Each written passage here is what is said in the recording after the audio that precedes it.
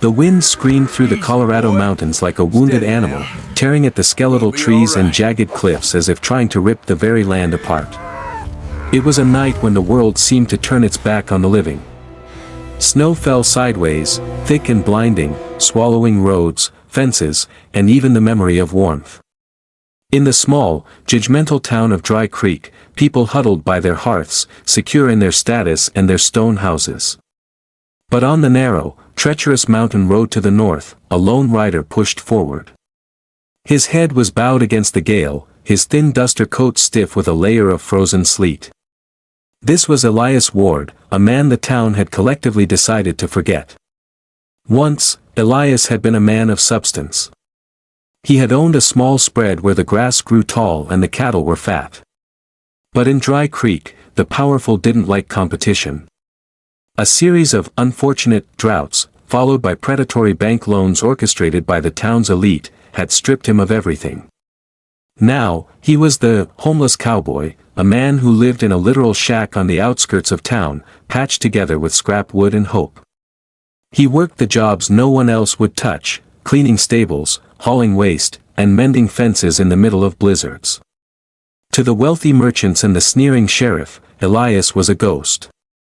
An eyesore. A reminder of what happens when you don't play the game. The blizzard grew more violent, the cold cutting through Elias's meager layers and gnawing at his very bones. His fingers were numb, his boots filled with ice. He had no reason to be out here, no employer waiting, no warm meal at the end of the trail. But a strange, heavy silence in his chest, a loneliness that felt more dangerous than the storm, had pushed him out into the night. Then, above the roar of the wind, he heard it. It wasn't the creak of a branch or the howl of a wolf. It was a broken, rhythmic cry of agony. A horse. Elias pulled hard on the reins, his tired gelding snorting in protest. He dismounted, his legs disappearing into a deep snowdrift. Following the sound, he pushed through a thicket of stunted pines until he saw her. At the base of a twisted cedar tree lay a wild Mustang mare, her dark coat crusted with blood and ice. She was buried up to her neck in a drift, her sides heaving with a weight that wasn't just exhaustion. She was heavily pregnant. Around her neck was a frayed, jagged piece of rope that had clearly been used to choke her. Someone had tried to break her with cruelty, and when she wouldn't bend, they had left her to be swallowed by the mountain. "Easy, girl," Elias whispered, his voice a rasp in the cold. He expected her to lash out, to fight with the last of her strength. But as he knelt in the snow, the mare turned her head. Her eyes were deep, dark pools of endurance. She didn't see a threat, she saw a mirror of her own struggle. Elias didn't hesitate. He stripped off his own coat, his only protection against the freezing night, and draped it over her shivering flanks. With his bare, bleeding hands, he began to claw the packed snow away from her trapped body. He pushed with every ounce of muscle he had left, his heart hammering against his ribs like a trapped bird. With a final, desperate heave, the mare lunged free. The journey back to his shack was a blur of pain and perseverance. Elias led the mare through the whiteout, his body shaking so violently he could barely stand. When they finally reached the broken shed behind his shack, he collapsed into the hay beside her. He lit a small, sputtering fire in a rusted brazier, the light flickering over the mare's scarred neck. "You made it," he murmured, his breath a white cloud. "I'll call you Storm Grace. Because that's what you are, Grace in the middle of a nightmare." By morning, the storm had passed, leaving the world in a deceptive, sparkling silence. Elias knew the mare needed help he couldn't provide alone. He walked into town, his face gaunt and his hands wrapped in bloody rags.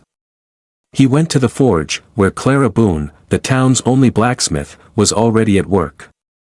Clara was a woman who knew the weight of being underestimated in a man's world. When Elias told her about the horse, she didn't ask for payment. She grabbed her kit and followed him. But as they worked to save the mare, the shed door was kicked open. Sheriff Abel Harlow stood there, his silver badge gleaming with unearned authority. He looked at the beautiful, wounded animal and then at Elias with a sneer. A wild Mustang on my territory, Ward. That's town property now. Or maybe I'll just sell her to the glue works and save us the trouble. Elias stood up, his stature suddenly imposing despite his rags. She isn't property, Sheriff. She's a living soul. And she isn't going anywhere. Harlow laughed, a cold, hollow sound. We'll see about that, beggar. You've got 48 hours to clear out, or I'm taking the horse and burning this shack to the ground. As the sheriff left, a shadow moved near the trees. Someone had been watching. The birth was coming, and with it, a confrontation that would change Dry Creek forever. The arrival of the morning sun did little to thaw the icy tension that had settled over the edge of Dry Creek. Inside the drafty shed, a miracle was unfolding, but outside, the wolves were already circling. Elias Ward sat in the straw, his breath hitching as he watched Storm Grace. The mare was no longer just a rescued animal, she was a symbol of his own battered resilience. Her sides heaved in the early stages of labor, her dark eyes locking onto Elias with a profound, silent trust that broke his heart and mended it all at once. The peace was shattered by the rhythmic thumping of heavy hooves and the creak of expensive leather. A black, polished carriage, completely out of place in the mud, pulled up to the shack. Out stepped Silas Sterling, the man who effectively owned the souls of Dry Creek. He was draped in a coat of fine wolf fur, his fingers adorned with gold rings that glinted cruelly in the winter light. Beside him stood Sheriff Harlow, looking like a whipped dog eager to please its master. Sterling didn't even look at Elias. He stared at the shed with a greedy, calculated glint in his eyes. I heard a rumor, Ward, Sterling began, his voice a smooth, dangerous purr. They say a homeless drifter found a prize Mustang on my northern grazing lands. A horse that, by right of lease and law, belongs to the Sterling estate. Elias stood slowly, his joints popping from the cold. He stepped in front of the shed door, his thin frame casting a long, defiant shadow. She wasn't on your land, Silas. She was on the high pass, dying because someone, likely one of your men, tried to break her neck with a rope instead of a saddle. I saved her. I'm keeping her. Sterling let out a sharp, mocking laugh that echoed against the mountain. You. Keeping her. Look at yourself, man. You can't even afford a pair of boots without holes. You're a squatter, a vagrant. You're a stain on this town's reputation. He stepped closer, the smell of expensive tobacco clashing with the scent of hay and horse sweat. That mare is a rare breed. Her foal will be worth more than your life. I'm giving you a choice, hand her over now, or the sheriff here will find a reason to put you in a cell where the cold won't be your only problem. Before Elias could respond, a pained cry erupted from the shed. The labor had intensified. Clara Boone emerged from the shadows of the shack, her face set in a grim mask of defiance. The horse is in no condition to be moved, Sterling. If you try to take her now, you'll kill the foal. Is that the kind of business you run? Sterling's eyes narrowed at Clara, but he knew better than to provoke the woman who shod every horse in the county. 48 hours, Sterling hissed, pointing a gloved finger at Elias's chest. I've filed a livestock recovery claim. By the day after tomorrow, you either hand over the horses and vacate this property, or I'll have the bulldozers level this shack while you're still inside it. Dry Creek has no room for those who don't contribute. As the carriage pulled away, the silence that followed was heavier than the snow. Elias turned back into the shed. He didn't see a low-status man in the reflection of the water bucket, he saw a guardian. That night, under the dim glow of a single lantern, the miracle happened. With a final, agonizing push, Storm Grace brought a new life into the world. The foal was a stunning charcoal color, with a white star on its forehead that looked like a spark of light in the darkness. Elias felt a single tear track through the dirt on his cheek as the foal struggled to its feet. He had lost his own family, his rank, and his home years ago, but in this moment, he felt a surge of the old power he had tried to bury. He reached into a hidden pocket of his tattered vest and felt the cold, hard metal of a distinguished service medal he hadn't looked at in a decade. "They think I'm nothing," Elias whispered to the foal as it began to nurse. "They think status is something you buy with gold. But they've forgotten who really guards these mountains." The instant karma was already in motion. Unbeknownst to Sterling, Elias wasn't just a homeless cowboy, he was a man with a past that could level the entire town's power structure with a single phone call.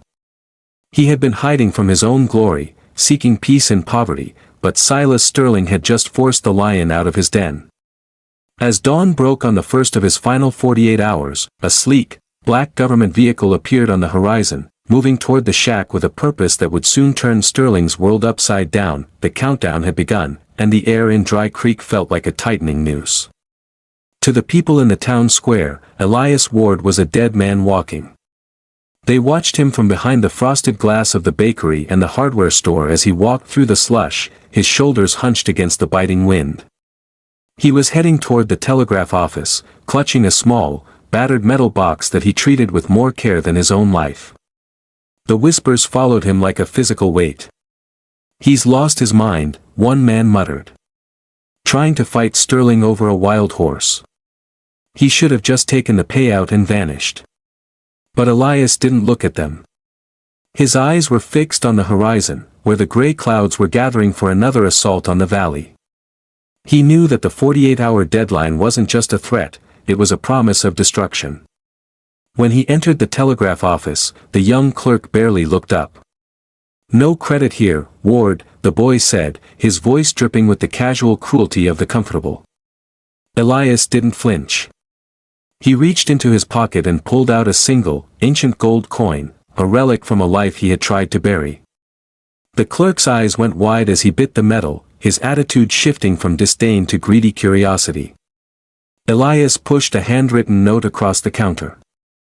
It was addressed to a high-level government office in Washington, D.C., and it contained a string of alphanumeric codes that looked like nonsense to the uninitiated. "Send it," Elias commanded, his voice no longer the raspy whisper of a beggar, but the sharp bark of a man used to being obeyed. The clerk hurried to the machine, the rhythmic tapping of the key signaling the end of Elias's long, self-imposed exile. Back at the shack, the situation was dire. Storm Grace was weak from the labor, her breath coming in shallow rattles. The foal, whom Elias had quietly named Justice, was a flicker of hope in a darkening world, but he was vulnerable. Clara Boone was there, stoking the fire in the brazier, her face etched with worry. "The sheriff was here while you were gone, Elias," she said, her hands shaking as she poured water for the mare. "He didn't come alone. He had 3 of Sterling's enforcers with him. They didn't come to talk. They were measuring the fence lines, talking about where they'd put the new stable once they cleared out the trash." Elias knelt beside the mare, his hand resting on her scarred neck. "Let them measure," he said quietly. "A man who measures his neighbor's land while he's still standing on it usually finds he's digging his own grave." The climax of the confrontation arrived sooner than expected. As the sun began to dip behind the jagged peaks, a convoy of black SUVs, sleek, armored, and terrifyingly official, roared down the dirt path toward the shack. They didn't belong in Dry Creek. They belonged in a war zone or a capital city. Behind them came Silas Sterling's carriage and the sheriff's cruiser, both vehicles stopping at a respectful distance, their occupants confused by the sudden presence of high-level security.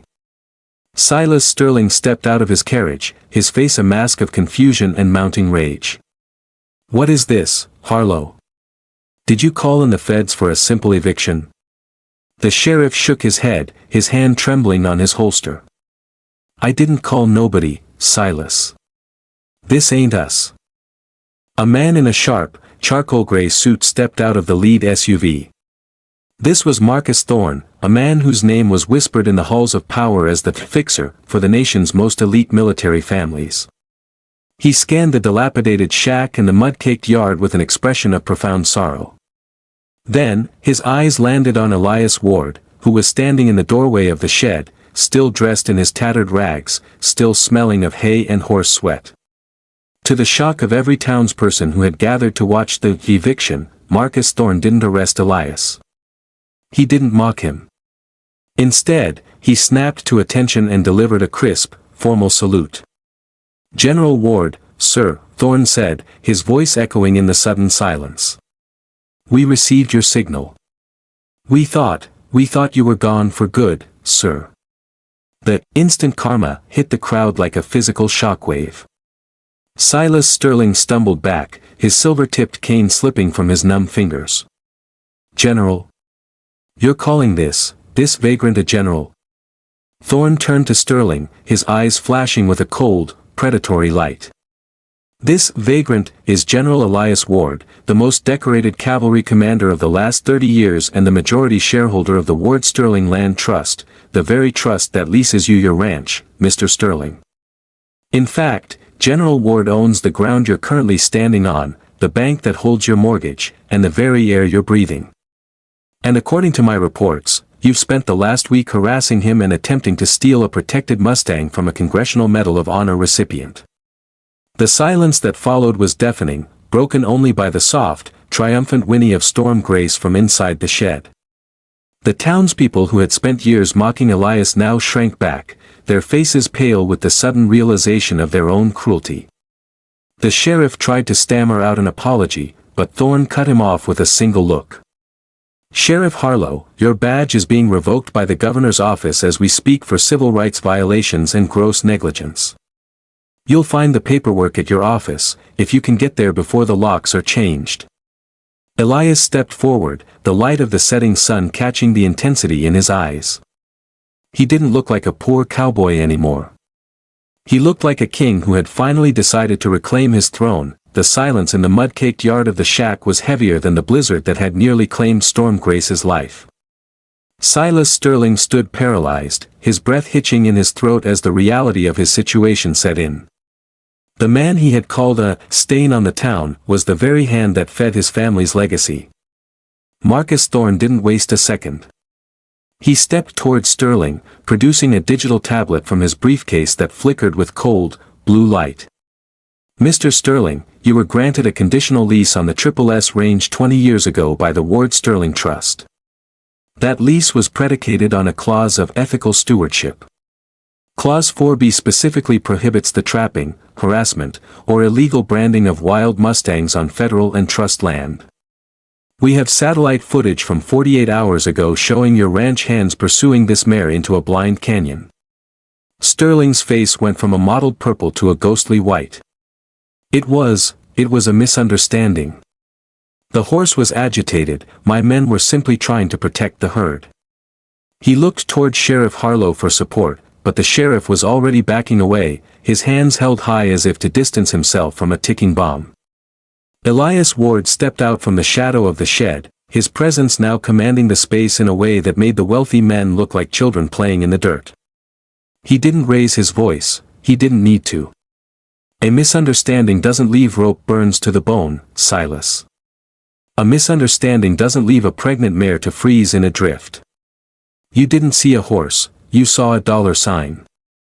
And you didn't see a man, you saw someone you thought was too weak to fight back." The instant karma was swift and surgical. Marcus Thorne tapped the screen of his tablet.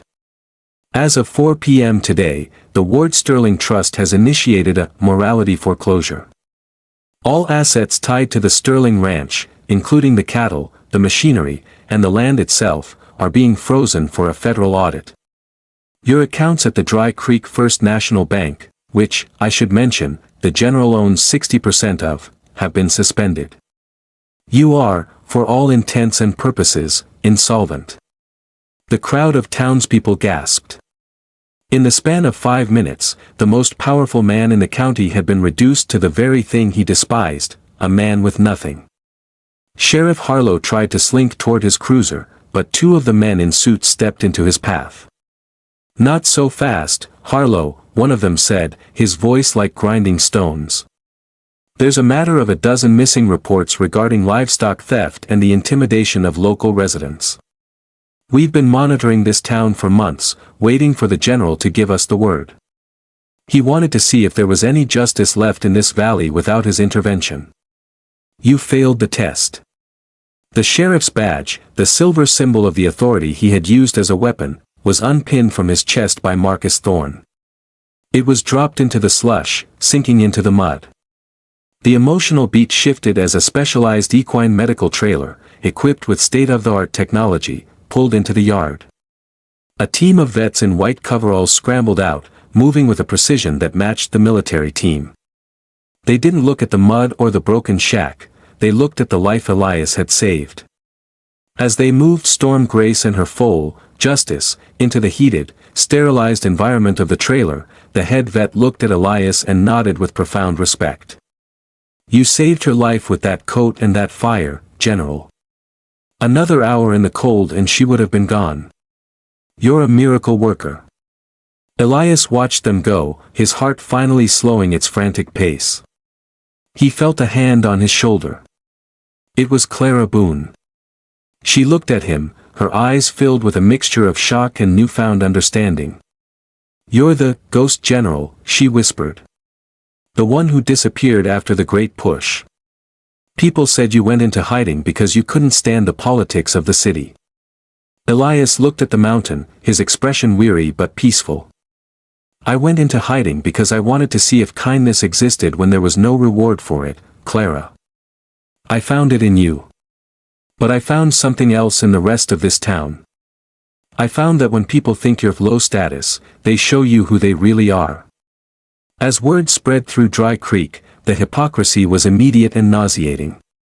The baker, who had once refused to sell Elias day-old bread, arrived with a basket of fresh pastries, his face twisted into a grotesque, fawning smile. The hardware store owner, who had charged Elias double for nails, tried to offer him a preferred customer discount. Elias ignored them all. He didn't want their apologies, he wanted their transformation. He turned back to Silas Sterling, who was now sitting on the steps of the carriage he could no longer afford, his head in his hands. "You wanted to level this shack, Silas," Elias said quietly. "Tomorrow, a crew will be here. But they aren't leveling the shack. They're building a sanctuary. And your ranch hands? The ones who actually care about the animals. They'll have jobs there. You, however, will be busy with the federal investigators." The sun rose over Dry Creek the following morning, but it didn't feel like the same town. The air was crisp, the snow a blinding, pure white, and for the first time in decades, the shadow of Silas Sterling didn't loom over the valley. The news of Elias Ward's true identity had spread like a wildfire through the mountains, jumping from porch to porch and shop to shop. By 8 a.m., the muddy path to the shack was crowded, not with a lynch mob, but with the town's finest citizens. They came bearing gifts, expensive hampers of food, warm blankets, and even offers of free lodging at the local hotel. Elias stood on his porch, watching them with a weary, knowing look. He was still dressed in his worn boots and faded jeans, but he carried himself with the quiet gravity of a man who had commanded thousands. The mayor, a man who had previously crossed the street to avoid Elias's homeless stench, stepped forward with a forced, sweating smile. "General Ward, we are so deeply sorry for the misunderstandings of the past. We had no idea a hero of your stature was living among us. We voted to give you the key to the city Anne." Elias raised a single hand, and the mayor's voice cut off instantly. The silence was absolute. "I was a hero when I was leading men into battle, and I was a hero when I was freezing in a blizzard to save a horse," Elias said, his voice cold and steady. "But to you, I was only worth respect when you found out I had a title and a bank account. You don't want to honor a hero, you want to flatter a landlord. Take your baskets and your keys, and give them to the families Silas Sterling evicted last winter. Only then will I consider speaking to any of you."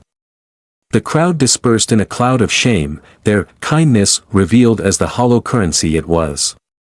But Elias didn't spend the day gloating. He spent it at the new medical facility his foundation had erected overnight. Inside the climate-controlled bay, Storm Grace was standing on her own 4 legs. Her coat had been cleaned, her wounds treated with the best medicine money could buy. Beside her, the charcoal foal, Justice, was frisking about, unaware of the storm that had almost ended his life. When Elias entered, the mare let out a soft, low nicker, resting her head on his shoulder. "She knows," Clara said, walking up beside him. She was now the official director of the Ward Equine Sanctuary, with a salary that would finally allow her to fix the town's failing forge and provide for her family. "She knows you're the reason she's breathing. And so does the town, even if they're terrified of you." "I don't want them to be terrified, Clara," Elias replied. "I want them to be better." The instant karma continued to unfold in the town square.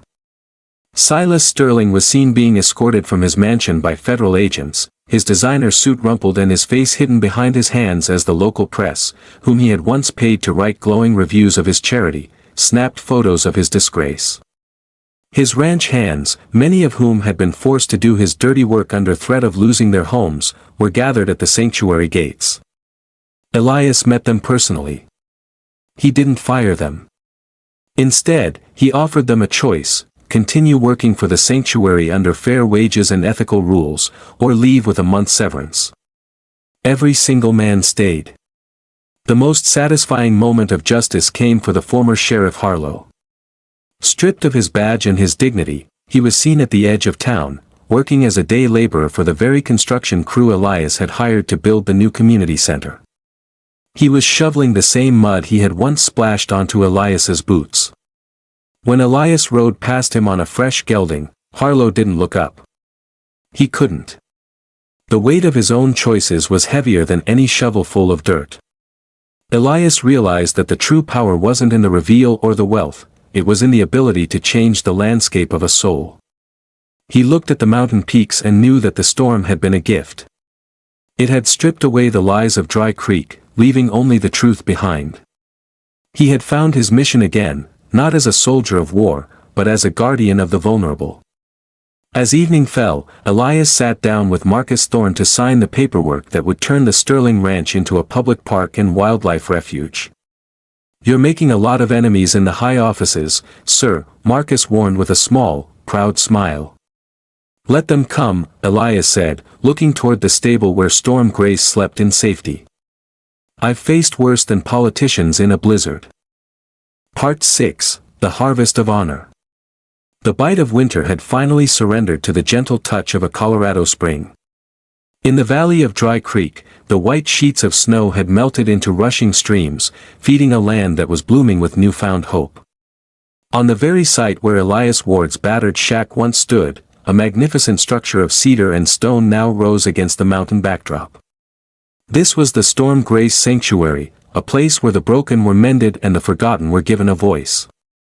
Today was the grand opening, and for the first time in the history of the town, the guest list wasn't determined by the size of a man's wallet, but by the weight of his character. Elias Ward stood on the sprawling veranda, wearing a simple, clean suit that bore no medals, though everyone now knew the legend behind the man. He watched as the townspeople gathered. They weren't whispering behind his back anymore, they were looking at him with a mixture of awe and genuine gratitude. The town had changed. With Silas Sterling's monopoly broken and the corrupt sheriff replaced by an honest veteran, the local economy was thriving. Small businesses that had been choked by Sterling's high-interest loans were now breathing again, supported by the Ward Legacy Fund. The ceremony began not with a speech from a politician, but with the release of Storm Grace and Justice into the main pasture. The mare galloped with a slight, rhythmic limp, a reminder of the night she almost lost everything, but her head was held high, her coat shimmering like dark velvet in the sun. Beside her, Justice, now a sturdy and spirited yearling, kicked up his heels, his silver coat a flash of lightning against the green grass. The crowd erupted into applause, a sound of pure joy that echoed through the canyon. The instant karma that had leveled the town's elite was now a settled law. Silas Sterling was halfway through a 10-year sentence for racketeering and animal cruelty, his name scrubbed from the town's records. As for the former Sheriff Harlow, he was no longer shoveling mud. Elias had seen the man's genuine remorse during his months of labor and had offered him a job as a night watchman at the sanctuary. Harlow wasn't a powerful man anymore, but for the first time in his life, he was an honest one. He stood at the edge of the crowd, nodding to Elias with a look of profound respect that required no words. Elias stepped to the podium, the microphone magnifying the gravelly, soft voice that had once commanded armies. "A year ago, I was a ghost in this town," he began, his eyes scanning the faces of his neighbors. "You saw a man in rags, and you assumed he had nothing to offer. You saw a horse in a blizzard, and you assumed she was property to be used. We are all guilty of looking at the surface and missing the soul." He paused, letting the silence settle over the crowd. True status isn't found in a title or a bank account. It's found in the moment you decide to help someone who can do absolutely nothing for you. That is the only wealth that survives the storm. The emotional climax of the day came when a young girl, the daughter of a family Sterling had once evicted, walked up to Elias and handed him a small, handmade drawing of a man holding a lantern in the snow. "Thank you for saving the horsey, Mr. General," she whispered. Elias knelt in the dirt, ignoring his expensive trousers, and hugged the child. In that moment, the most powerful man in the state was just a man who had found his home. He realized that his wealth hadn't built this sanctuary, his willingness to be low status had. As the sun began to set, painting the peaks in hues of purple and gold, Elias walked out to the fence line. Storm Grace approached him, resting her heavy head on his chest. He could feel the steady beat of her heart, a heart he had kept beating through the darkest night of his life. He looked out at the town of Dry Creek, no longer a place of judgment, but a community of grace. He had lost his land and his name once, but in the middle of a blizzard, he had found something far more valuable, a purpose that would outlive him. The story of the poor cowboy and the pregnant horse became a beacon for the entire state. It reminded everyone who heard it that the person you ignore today might be the one who saves you tomorrow. Respect is a seed. If you plant it in the mud, it will eventually grow into a forest that can weather any storm. Elias Ward, the general who chose to be a neighbor, lived out his days in the peace he had earned, proving that when justice is served with mercy, everyone wins.